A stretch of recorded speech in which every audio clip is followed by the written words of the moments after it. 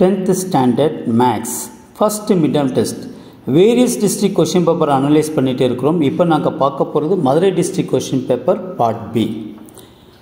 Answer any 5 questions. So I am J Kumar.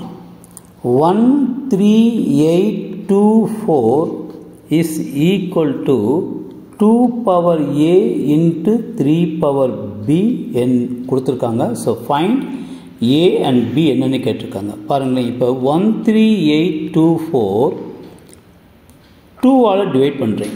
அப்ப இது 6 times remaining 1 18 9 இது 1 இது 2. ஓகே.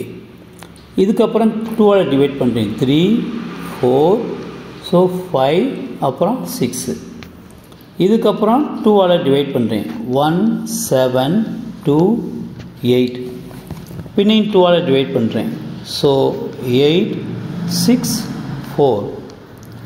2 ஆல டிவைட் பண்றேன். 4 3 2. 2 ஆல டிவைட் பண்றேன். 2 1 6. 2 ஆல 1 0 8. 2 ஆல 54. 2 ஆல 27. இப்போ 3. So 9 3 3. 3 ஆல டிவைட் பண்றேன் 1. ஏன் சார் இங்க 2 ஆலையும் 3 ஆலையும் டிவைட் பண்றீங்கன்னா ரைட் ஹேண்ட் சைடுல क्वेश्चन பாருங்க 2 power a into 3 power b கொடுத்திருக்காங்க. அதனால இது 2 ஆலையும் டிவைட் பண்ணிட்டு 3 ஆல இருக்கும்போது 3 ஆல டிவைட் பண்றேன். ஓகேவா? அப்ப 13824 வந்து எத்தனை 2 பவர் இருக்கு பாருங்க. 2 பவர் எத்தனை இருக்கு பாருங்க. 2 4 6 8 9 இருக்கா? ஓகே. அப்ப இது 3 power 3 இருக்குது.